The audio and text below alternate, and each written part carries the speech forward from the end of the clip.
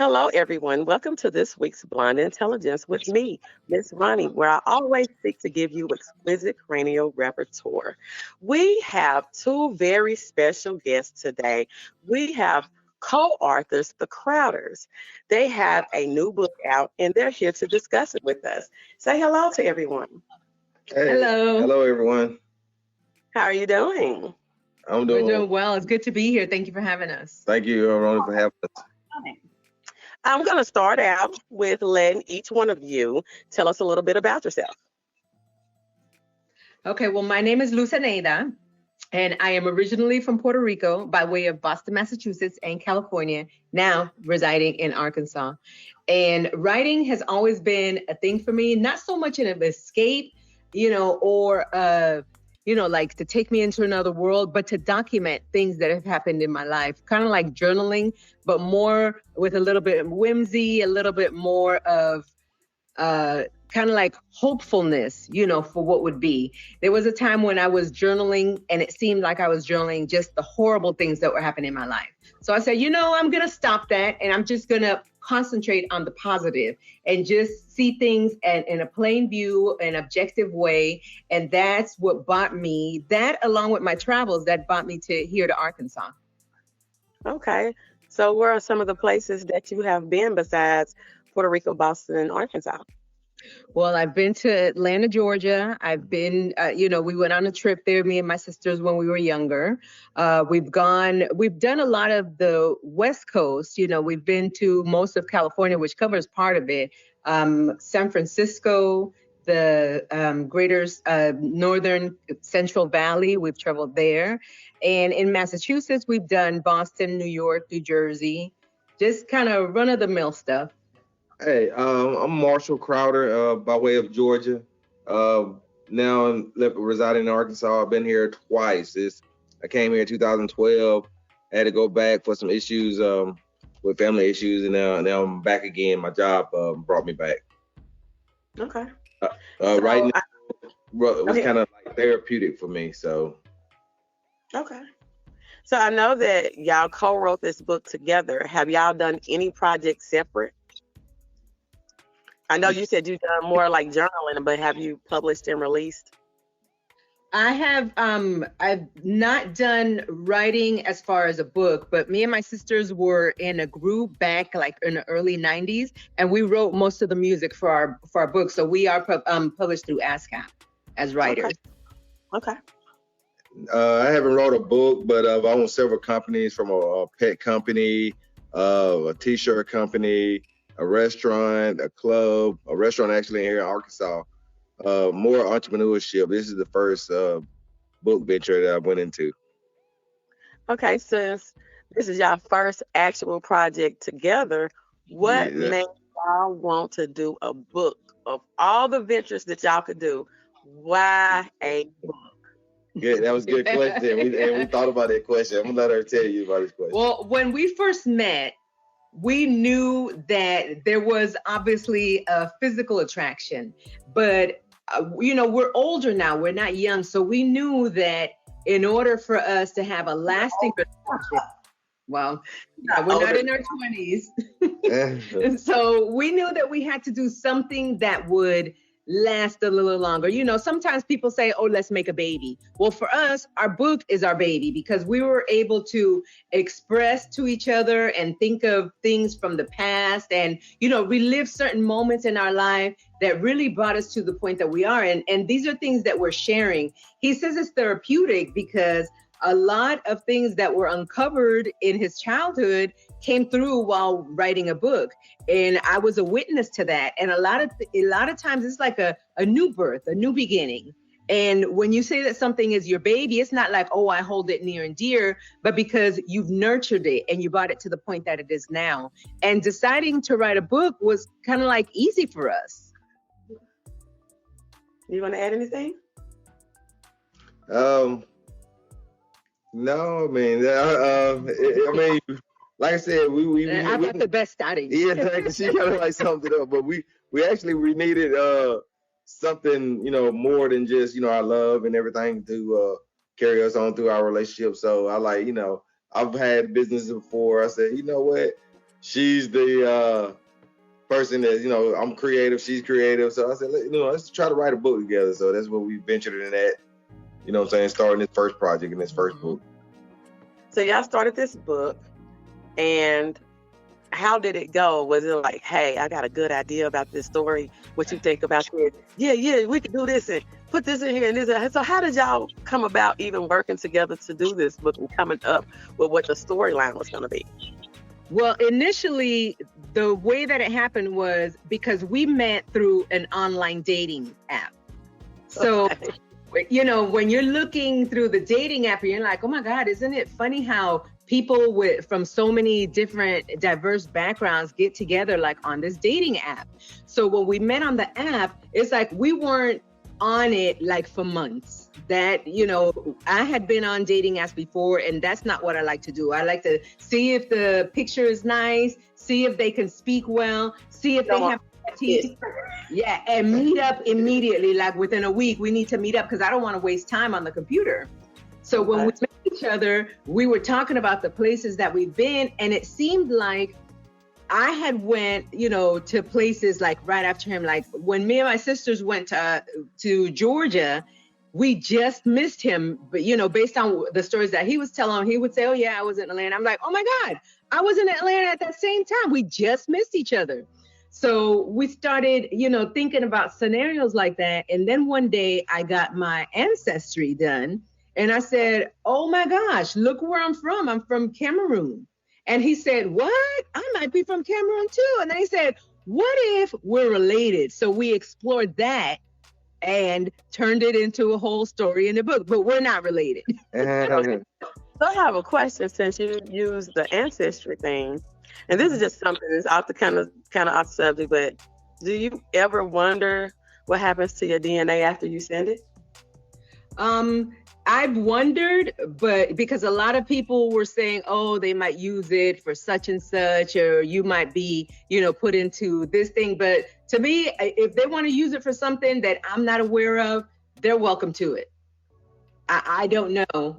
And, I don't know what they're doing. I can't possibly conceive of what they'll do with it. So I sent it, and for the purpose that I sent it for, that's what they told me they were doing it. So. And I think the outcome overshadows, the bad parts of it. Me. I just asked what you thought. Yeah. There's a lot of people that are saying, oh, they're going to get somebody on crimes, or they're going to link you to this, and I'm not even in that world. So if anything gets linked to me, if they find a criminal because we have the same, DNA, I'm like, wow, I didn't know dude was a criminal. So, well, I didn't even look at it as a criminal. I mean, what if they use it for like medical research or something? I mean, I just wonder what did they do with it after they got it. If they're able to use it for the medical research and come up with cures and stuff based on, your DNA and your background, well, that'd be awesome, maybe to save my family in the future. Who knows? Okay. Well, so y'all came up with the story of the people meeting on the dating site. So your book is kind of almost like based on a true story? Yes. It's fiction with the framework of nonfiction. It has a framework of really what happened in our lives. It's like more than 50% of it is real life. Okay, so where is the story based at? Arkansas. Well, present day it's in Arkansas, but it takes us, we take our readers on a journey. So when we found out that we were from Cameroon, I wrote, an introduction into what I thought might be, my great-great-grandmother, because my dad had told me a long time ago that his great-great-grandfather went to Puerto Rico, and the master who owned him had chopped off his hands. And, I always held that in the back of my head. And I'm like, wow, how was it that, he came to Puerto Rico and then his owner just chopped off his hands? And then what happened? So my father always told me the story. He says, yes, I remember. That's what my great grandfather used to always talk about. How, our slaves came from, from someplace far. He didn't exactly know where. but he knew that they weren't from Puerto Rico, and that one of them had to be sent away because he had gotten his hands chopped off. Okay. Okay. So what plans do you have for the book? Are you trying to, I mean, are you having book signings? Are you trying to get it turned into a screenplay? Have you been pitching it to networks? So what process are you in with the book? Well, the book was just released in November, so it's super brand new. We would like to do book signings, and we've approached several bookstores in regards to that, but due to the situation, they're canceling a lot of in-person book signings. So it's really put a damper. I mean, the virus has really made us push forward, and as far as the writing goes, but as far as getting out to people, yeah, as far as getting out to people and introducing the book and introducing the characters, you know, normally what you would do when a book launches, we haven't been able to do any of that. But we're hopeful that to get the book into as many people's hands as we can, so we could create, you know, the interest that we have. We want, and we think that we've created characters that would appeal to the masses, especially in this day and time. And maybe create a bigger thing, maybe create a play, maybe create a movie, maybe, who knows, maybe it prompt us to write an even better sequel. But we'd like to get a lot of people interested in the characters in the book. With online dating, how long did you take, or did you have to sift through and look to find a good catch before that good fish, before you had to throw them other ones back? You know what I'm saying? So it took a lot. Yeah, let her tell you her little method, the way she does that. See, what I would do is I treated the internet dating like I would a job. And then the meeting place, I would always think about it, picture it as if I'm actually at a club looking at people. So having those two things in mind, you know, when I went in, I started, like, it was 6 months even before I saw his profile. And then I had responded. He just said hi, one word. And I used to hate that when guys do it on the dating thing. So I said hi back and I let it go. Then he came back and asked me a question, but didn't respond for like 2 or 3 weeks. And then when we started interacting again is when we got, you know, we finally interacted like on a Monday, and then on Thursday we were meeting each other. But I used to weed them all out because there's so many. They don't look like, you know, they don't speak like you would think they would look like. And the character that they had on their profile didn't match up. It was just a puzzle that you had to put together. So you have to be super picky and super, super attuned to what it is that you want. So did you try different websites before you came across a website that you liked, or did you? Oh, yes. Okay. I had tried a lot of them that you pay for, a lot of them that want to match you up. I read about the ones that give you harmony, you know, and I went on that one that you have to pay for, and that one didn't work. So I said, okay, I'm going to try and just go for what's there, not because I was thinking, okay, well, if you could afford to pay for your membership, then maybe, you know, there's something in there. But that had nothing to do with it. The type of guy that is going to be on there, whether they pay for it or not, they're going to send you a dick pic, whether they pay $100 a month or not. So they're like children, and the first thing you say, hey, how are you? And they're sending you a dick pic. It's like, oh my God, what makes you think that I want to have you in the middle of the night? Yes. Talk in the middle of the night. No, none of that. No. I was just curious about that. I have a cousin. She met her husband on Black People Meet. They met each other and started talking, and found out that they originally, where they both were originally from, they were maybe like 30 minutes from each other. Their families live 30 minutes from each other. So when they come to visit for the holidays and everything, they're able to go see both their parents, because it's like the families knew each other, but they didn't know each other. Wow, that's interesting. A whole nother state, and they met on Black People Meet, and they ended up getting married. And like I said, they were from close to each other, and I think they're on like their 3rd child now. Wow. Yeah. See, How long ago? Their oldest child, I would say, is maybe 5 now. Okay. Wow. Yeah, because the first like chat was Yahoo chat. You know, that was back in the early 2000s. Then, you know what I'm saying, you could, but then you got different ones. And I didn't do any of that. Okay. Well, I was very curious about that, and I wanted to add that in. So, Yeah. Okay. Yep. with COVID, I would say restricting a lot of people, especially I would even consider books as part of entertainment. I would say in the whole entertainment world, considering books, music, live performances, sports, everything. How have you used technology to help combat some of the barriers to COVID right now? Let's go with that. Yeah, with my large Facebook base, Instagram, with Wonders Enduring Love, Instagram and Twitter, you know, with a social media period, you know, and I got a lot of friends, a lot of family from everywhere, all over the world I met throughout the years, just totally supporting me, you know, with the book. And, you know, they tell several people, then they tell several people, you know what I'm saying?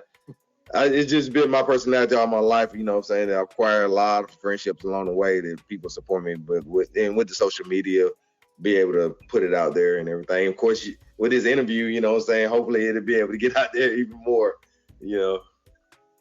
We're trying to do a lot of things what used to be in the beginning. I mean, you could think of us standing on a soapbox hawking the book, you know, hey, come read the book, where, you know, a lot of people have, you know, pre-corona, people were like packing in to bookstores and, you know, and arenas and everything. Now we're not able to do that. So we really do have to rely on social media and, you know, maybe a letter writing campaign or something like that. And especially word of mouth.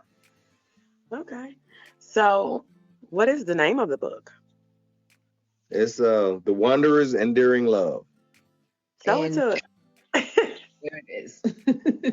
And it's Wanderers Enduring Love, because in the story, our ancestors were actually kidnapped and taken into the slave trade, and the ship is called the Wanderer. Okay. And the last voyage of the next to the last voyage was to Georgia, where he's from. Mm-hmm. And that's how my family got to Georgia. Well, based on the Atlantic slave trade back in the 1800s, the Wanderer was the second to the last documented slave ship that docked in Georgia, Jekyll Island. Mm-hmm. That's how my family got to Georgia. Okay. So we did a lot of research, you know, to find out, you know, the Wanderers being like, oh, wow, it was in the slave trade. So let's use that. So it was an actual ship. Oh, yeah, look at that. Yeah, the Wanderer is an actual ship. It was a slave ship. Yeah, it was used for several reasons. It started out as just like a cruise ship. You know what I'm saying? Then they used it to sneak slaves from Africa to here. Then they used it for the naval took it over for a little while. Then they went back. The merchants took it over, and it sunk like near Cuba. If you look at the Wanderer on the internet, it'll tell you everything about the slave ship. It's a great story though. Okay. So how long did it take y'all to finish this project from beginning to end? When did we start it? I think we started it in 2019, early in 2019. And here and there, but then during the COVID, she was laid off. And so that really kind of like pushed everything. We was able to focus on it every evening, during the day, every weekend. We just really, you know, pushing it through. So by the end of August, we were done with it. So it took us probably a year. About a year, you know, off and on a year. And certainly, would you say that COVID was a blessing? Because I know with me, I felt like when COVID hit and everybody was sitting at home, I mean, I still had to work. I was working from home, but everybody had to sit at home. I was like, you know, really, I can do whatever I want to do. And I'm going to try this. I'm going to try this, and I'm going to try do this. And people were like, we got all these ventures going on. Why? Because I want to and because I can. Right. Yeah, to us, it was a blessing in disguise. And we got COVID. Yeah, we got COVID together. Yeah. Well, after our bout of, his only lasted for about 3 days. My COVID lasted for a full 12 days. And 9 of those days, I was weak and in bed with 102 fever. Oh, Yeah. so during those times, I mean, I don't know how everybody takes sickness, but I'd be like, oh Lord, I don't want to be sick no more. Just please go on and take me, Lord. I'd be like this. So when you Yeah. I mean, we had got sick to do mental conceptions on it, or even though you were weak and you were tired, were you constantly still thinking about, I could put this in the book, I need to do this to the book, or how that's how we got out finished with the book. Yeah, I think, yeah, for that time we were more than almost all done with the book, thank God. Yeah. So we were just working on, tying up any loose ends, because when COVID got us, I know I couldn't do anything. I couldn't even get up and go to the bathroom. So much less think about what my characters were doing in the book. Okay. So your main character, I want you to give me a description of your main character's personality. Well, the main character, because the book, the way that it flows, it goes back and forth from Cameroon to current day. So in Cameroon, you have Lusamba, and she is a young Cameroonian girl who, is anxious and full of life. She's a strong-willed woman, and she knows the direction that her life is going in. Okay, and then I think when I was talking to you earlier, I was telling him that I don't like to know the colors of the characters. Right. So in this book, are you leaving the description? I mean, you guiding the description, but leaving the description up to the reader. I mean, exactly. Okay. Exactly. Yes, because I'm in the descriptions, we don't talk about her having or bronze skin or dark, or we let the reader understand where it's from. If we're saying, the redness and the fullness of her lips, that would probably be the extent of it, but we're not really categorizing it, because the best thing about reading a book is that you could take it into your own imagination and draw your own image and let her be what you want her to be. As far as a description of her, I would just say that she is someone who is strong-willed. I'll use those kind of descriptions where it's not physicality. It's more describing who she is. You know that she's in Cameroon, so you know that she's not going to be Anglo-Saxon. She's Cameroonian. Now, what your idea of that is going to be is up to you and your imagination. Right.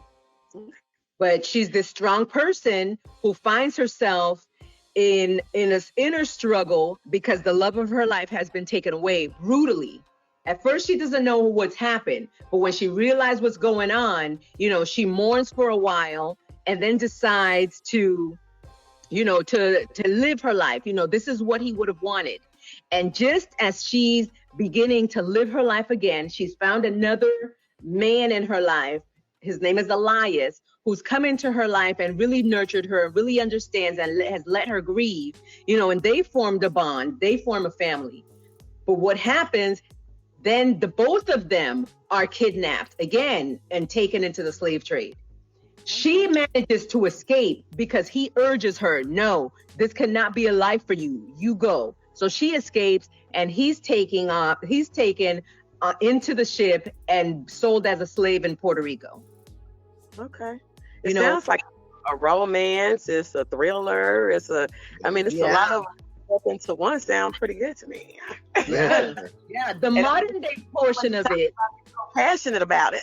Yes. The modern portion of it is how he and I met, our interactions on the internet, how we came. It talks a little bit about his life in Atlanta. It talks about my life in Puerto Rico. It talks about my life in California, and we develop our characters, to build a bridge from Lusamba in Cameroon to now in the present time.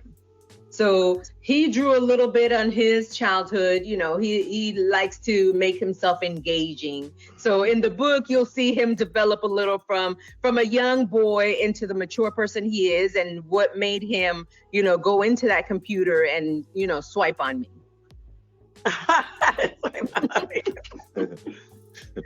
Okay, so tell me this. Out of all the professions that you have done, where would writing rank for you?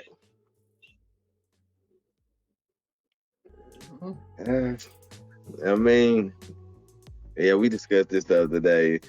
I don't know if it had hit me yet. You know what I'm saying? The book being on the shelf, you able to go into Barnes and Nobles, or you click online and buy it, and people like, you know, really loving the story. I did so much in my life. I did a lot of accomplishments. I own several companies that, you know, some more successful than others, but I've never been that fearful of just venturing out there and making it happen. But I mean, the author is getting there. It's getting to the, you know, top of the list of, you know, things to do, and then it's bringing out more because we having more projects to, you know, to come behind it with the sequel of The Wanderers, plus another. We act in the act of doing a children's book. You know what I'm saying? Based on my organization as a kid, and always losing my shoes, and mama going off on me, losing my jacket, you losing my backpack. So I like, you know what? I'm sure a lot of kids deal with these kind of issues every day. No, it wasn't just me. So, but hopefully we'll be able to help kids. So this is the start of something, but But what she wants to know, how does this rank? How does? That's what I'm saying. It's up there, you know. I say to me, it's something. It's something that I think that when it's done right and it's executed right, I mean, it's a meaningful job just like any other. And there are a lot of people, you know, a lot of people say, "Wow, you wrote a book." And, you know, I like that. And I like that a lot of people, you know, are not so much astounded, but they're like, wow, you did it. And what I want to tell people is you too can do it. The only thing that keeps a lot of people back is writing is very personal.